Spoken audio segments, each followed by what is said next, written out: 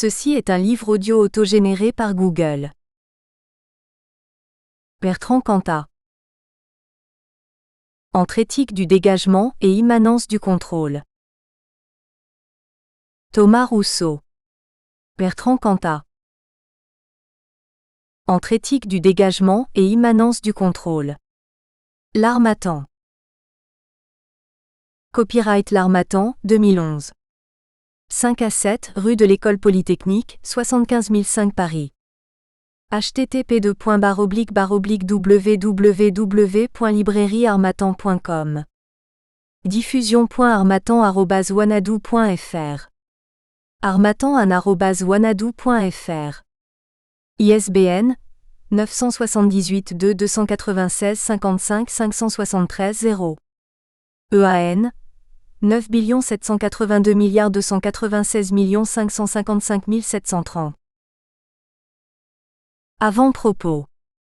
Noir Désir, c'est avant tout un groupe d'amis qui a flirté avec cette soif d'absolu à laquelle toute jeunesse aspire. Un groupe dont l'épicentre se nomme Bertrand Cantat. Une discographie fulgurante, tourmentée, écorchée vive, mais tout aussi souvent à la recherche de la pureté simple, du dépouillement intègre, balançant sur scène des fusées de joie et de révolte. Un parcours chaotique et flamboyant qui a ébranlé la scène musicale française de ces dernières décennies, et au-delà, bien des consciences, bien des conformismes, tant médiatiques, économiques, artistiques que politiques. Cette spirale infernale, sonore et humaine, qui aspirait au grand incendie, pouvait-elle se conclure autrement que dans le tragique ? Nul ne pourra jamais répondre à cette interrogation, mais ne demeure que l'essentiel, une œuvre. Et qui sait, en plongeant en elle comme en un volcan non éteint, se trouvent sans doute encore des morceaux de vérité, des pépites d'insurrection, des éclairs d'innocence qui s'offrent toujours à l'auditeur sensible, pénétrant l'embrasure existentielle ouverte à celles et ceux qui veulent encore croire en leur étoile. Pourquoi cette formation rock a su entrer plus qu'aucune autre en communion avec un public en attente de singularité sans concession ? Comment des textes poétiquement exigeants ont pu trouver un tel écho populaire ?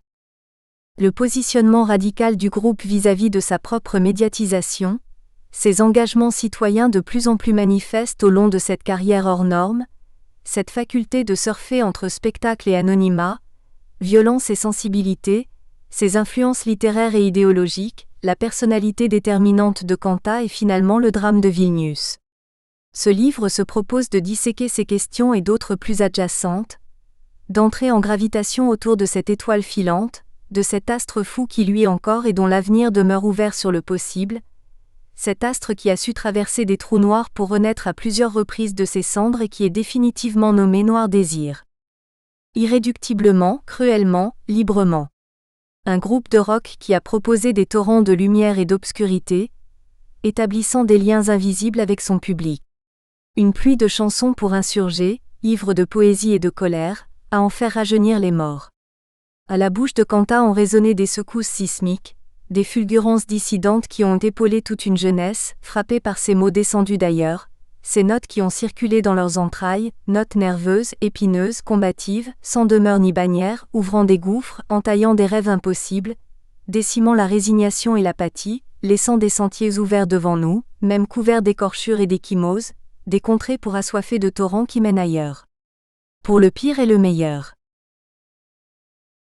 Chapitre 1, Pyromane à temps complet. Le feu a pris l'été 1980, du côté de Bordeaux, pour échapper à l'ennui, au calme bourgeois d'une ville manquant d'écorchures et suintant l'opulence sans horizon. Bertrand Cantat et Serge Tessoguet sont encore au lycée et rêvent de quelque chose, avec en sourdine les cours qui défilent interminablement. On parle musique, et le camarade Denis Barthes se propose à la batterie, à condition qu'ils osent sortir de leurs fantasmes pour mener à terme jusqu'à un studio d'enregistrement ce qui pour le moment n'est que chimère d'adolescent. Cantat vient du Havre, suite à un énième déménagement lié à la carrière d'un père militaire, ce qui lui donnera durablement le goût du nomadisme, de l'échappée belle hors des sentiers balisés. Cette intégration bordelaise va rapidement tourner à l'indigestion. Il se retrouve dans une école catholique, Saint-Lucien Jeunesse, et l'on y écoute guère les groupes incendiaires qui bercent déjà les oreilles du jeune Bertrand. Traité de bolchevique, une forme de rage progressive monte en lui, ses goûts musicaux iront en se radicalisant dès ses 16 ans. MC5, pionnier d'un rock indépendant, The Gun Club dont le style incantatoire marquera fortement le style du groupe, The Doors et sa poésie hallucinée, le punk des Stooges, le Clash et sa virulence politisée, le Buzzcocks et autres Sex Pistols, ayant tous pour dénominateur commun la révolte. Il faut toutefois noter son intérêt pour une mouvance naissante plus mélancolique, dépressive et moins directement agressive, proche d'un existentialisme esthétique qu'incarnent des groupes cultes comme The Cure et Joy Division. Et là, je me suis retrouvée vraiment seule. Dans une belle ville mais une ville de cons. 1. Il confiera plus tard à Mark Bess combien en fait, cette période des jeunes années 80 avait stimulé cette ville et à quel point l'émulation créatrice liée aux carcans sociaux était grande. Les contraintes et les conventions déjà, il compte ne pas s'y soumettre mais les convertir en morsures enflammées, en sonorités abrasives. Cette mixture existentielle aurait pu donner un groupe indépendant et contestataire de plus, dans la lignée des Berruriers Noirs et autres Ludwig von 88, lignée refusant tout le système sur des bases d'autarcie quasi-anarchistes. Pourtant Kanta vise autre chose. En attendant, il lit beaucoup, et tout particulièrement de la poésie, allant de l'inévitable Rimbaud à Mallarmé en s'attardant particulièrement sur Mayakovsky.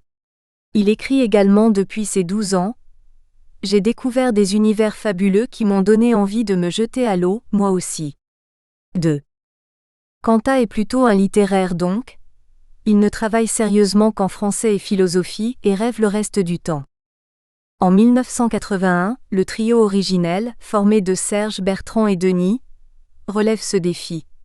Commencer à y croire radicalement, à répéter inlassablement, à composer, expérimenter, chercher un nom de groupe.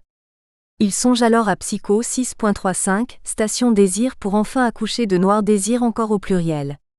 Les premiers balbutiements sur des scènes significatives font déjà des émules. Un bassiste a rejoint le trio, Vincent Le Riche, en remplacement d'Hervé Porges, et désormais, après avoir écumé les bars et petits tremplins régionaux, ils accèdent à la fête de l'UMA de Bordeaux. On proposera la carte du parti au leader du groupe qui l'avalera selon la légende. Le refus d'être encarté est déjà bien enraciné. Pour le moment, il est question d'apprendre, de perfectionner leur son, leurs prestations scéniques, d'ouvrir un sentier viable. D'entrée de jeu, Kanta ne semble pas complexé par le fait de défendre en public ce qui est né de l'intime, entre potes idéalistes. La structure du groupe mute de manière assez chaotique durant l'année 1982, tel membre aspirant à de la cold wave quand tel autre veut se rapprocher d'un rock strictement bruitiste. Kanta lui-même quitte la formation en 1983, remplacé quelques mois par Emmanuel Oriveil. Il finira assez rapidement par reprendre sa place sans heurts particuliers. Alors que pullulent les groupes de punk, de rock, de new wave sur Bordeaux, partant pour la plupart en feu de paille, par manque de motivation ou dispersion, drogue et alcool circulent allègrement, Kanta et sa bande se mettent plus à l'écart et adoptent au contraire une forme d'austérité basée sur le travail, dans un cadre encore très amateur puisque le local de répétition est le garage des parents du batteur. Ils vivent de petits boulots, vendent des sandwichs, sont roadies ou gardiens d'immeubles.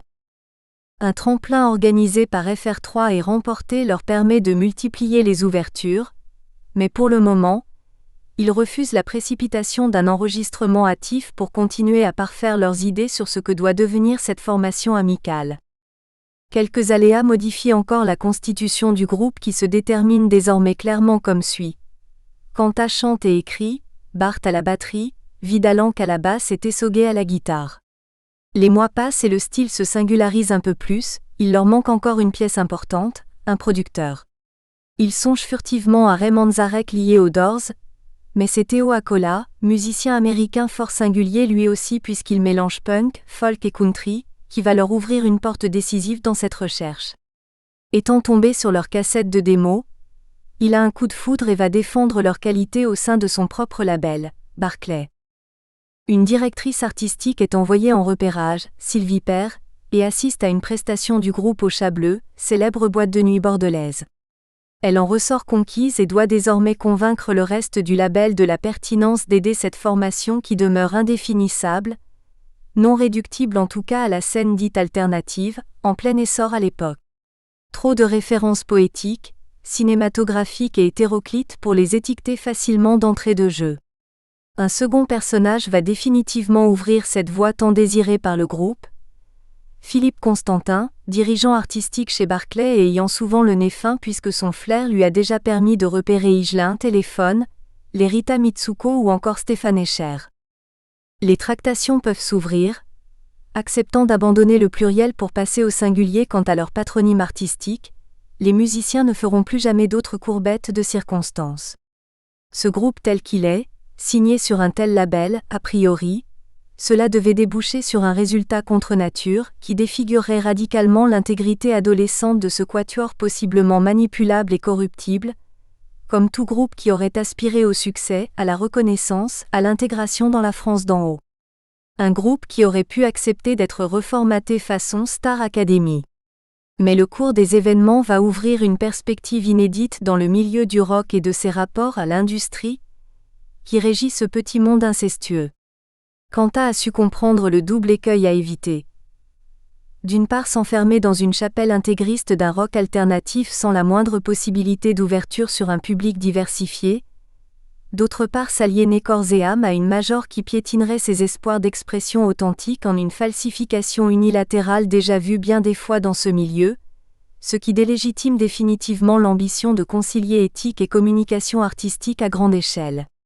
Quanta a su dès le départ instaurer une dialectique de contradictions internes, fructueuse et finalement rationnellement pragmatique avec les pontes de la major. Ce sont les artistes eux-mêmes, par leur complaisance, qui avaient pourri la situation, une dizaine de types qui acceptent tout fait que personne ne remet en cause les règles du jeu 3. Théo Acola accepte de produire leur premier album, et va les aider à affiner un peu plus leur style. Il est enregistré durant l'été 86 à Bruxelles, dans les pas de Bowie et des Stranglers et il s'intitulera Où veux-tu que je regarde ? 6 titres où affleure déjà tout l'univers de Noir Désir qui va se déployer des années durant, textes hypnotiques, voix scandées dans la rage et l'incandescence, le tout soutenu par des ambiances techniques, complexes et simples à la fois. Pyromane. Pyromane à temps complet. J'ai mis le feu à tout ce que j'ai touché. De la naissance à la morsure. Enflammer les sécheresses qui durent. Dans nos états maladifs. Conduis-moi jusqu'à la route. Sans un mot et sans un doute. Par avance, tout un destin s'écrit entre les lignes. Ici ou là, des allusions à Prévert, Où veux-tu que je regarde, et Nerval, El Desdichado teintent déjà l'originalité de l'auteur. Des éclairages inhabituels pour du rock français lambda. Une trame mystérieuse qui sous-tend les titres et dont le goût âcre laisse une saveur durable aux neurones de l'auditeur. Pour Rock Esperluette Folk, Yuri Lanquette affirme en mai 1987 « Un rock qui peut se permettre d'être grave et sérieux sans jamais devenir pesant ni prétentieux. Un rock où les guitares se taillent la part du lion en continuant d'inventer comment parler de Noir Désir. Le plus simplement possible, un grand groupe est né. Le miracle commence. Ce mélange de fluidité vocale et instrumentale pour mieux servir des épanchements ensanglantés et enflammés, où l'amour et la mort sont déjà conviés à prendre la scène d'assaut. Un mini-album qui incite à des comparaisons emphatiques, où il est question d'un Jim Morrison français, d'un rock décadent et flamboyant encore jamais entendu de l'Hexagone au Québec, 50 dates de concert. Higelin s'offre à eux en première partie au Splendide, Barclay signe pour 3 albums, le volcan entre en éruption. Alors qu'il faisait encore parfois les rodisses pour Peter Gabriel, que l'amateurisme au sens noble était toujours en eux, et ne les quitterait plus, à savoir cette faculté d'accueillir l'inespéré sans prétendre à un statut ni organiser une campagne stratégique assurant une carrière préprogrammée. Plus de 5000 ventes en 2 mois, déjà il allait falloir fuir ailleurs. La brutalité convulsive de ces énergumènes dissimulait mal une poésie décomplexée, revenue sur le devant de la scène musicale française, et c'est sans doute le premier secret de cette ascension fulgurante, l'alliage de l'ultrasensible et du chaos qui désorientait et enchantait subitement un auditoire désormais captif. Les Inrecuptibles, novembre 1996, Noir comme le souvenir, Jean-Daniel Beauvalet. Les Inrecuptibles, mars 1991, Qui a fait sauter le pont ? Emmanuel Tellier. Les Inrecuptibles, novembre 1996, Noir comme le souvenir, Jean-Daniel Beauvalet. Chapitre 2, Ils s'aimaient à l'arrière des taxis. Désormais, Noir Désir est une entité professionnelle qui va devoir assurer la création de 3 albums, des tournées, bref, faire carrière, une notion qui leur demeurera toujours étrangère. Ils ont tous la vingtaine et une pression sourde et opaque s'installe déjà autour d'eux. Que vont-ils faire, proposer ? Leur première décision stratégique et viscérale est de demeurer à Bordeaux, afin de se protéger des modes parisiennes, des artifices, de la désorientation et des influences liées aux lumières de la capitale. Préserver sans doute aussi ce désir simple de rester entre soi, rivé aux sources de l'enfance et des repères familiers, rejouer à la tribu qui déboule sur la France, mais relié à son point de fixation premier. Un doute s'installe, d'ordre créatif. Comment agencer ce qui sera le premier véritable album du groupe, à quelle sauce le préparer ? Des mois se passent en séances de répétition stériles. C'est l'épreuve du feu qui les attend et ils le savent. L'année 1988 se déroule en concerts et préparation lente de l'album à venir. Ils composent de manière désinvolte, au sombre héros de la mer, qui fait penser à la mélancolie de Verlaine mais sonne comme une chanson de marin. Ambiguïté qui les poursuivra longuement. Barclay et le groupe choisissent Yann Brody pour produire cet opus tant attendu. Ils avaient apprécié son travail aux côtés d'Echo et de Bunnymen, ainsi que des Pal Funtin. Ils craignent d'être encadrés, formatés trop pop, et un certain rapport de force s'établira afin de conserver cette part d'émotion jaillissante que nul ne doit venir circonscrire arbitrairement. Être à la fois débridé et concentré, c'est sur cette crête ambivalente qu'ils envisagent leur musique. Brody parviendra toutefois à tempérer les excès, à réguler le son de telle batterie, de tel emballement rythmique pour ouvrir au groupe le sens de la maîtrise. Le résultat de cette collaboration induit une légèreté novatrice qui s'additionne à la puissance déjà présente au cœur du premier mini-album. Saturation, susurrement, éclats vocaux en provenance d'ailleurs, soutenus par des touches d'harmonica, de violon et de piano qui contribuent à asseoir un style à part, où chaque chanson tisse une atmosphère qui lui est propre, sans jamais tomber dans la redite estampillée d'une contrainte formelle quelconque. La violence qui ouvre l'album avec À l'arrière des taxis invite d'entrer aux influences littéraires du jeune Bertrand. À l'arrière des taxis. Vous les avez connus ceux qui, dans un élan de poésie, mal contrôlé, à 100 à l'heure sur les boulevards, sur les banquettes de Moleskine, en pensant à Lily Brick et Volodya Mayakovsky. Référence à l'inventeur du concept de futurisme, le 24 février 1913. Ce poète Vladimir Mayakovsky voulait instaurer non une école, mais une nouvelle attitude.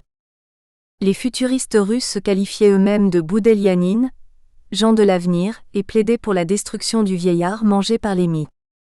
Les futuristes russes considéraient l'homme comme une... Nous espérons que vous avez apprécié cet aperçu. Pour continuer à écouter ce livre audio sur Google Play Livres, utilisez le lien dans la description de la vidéo.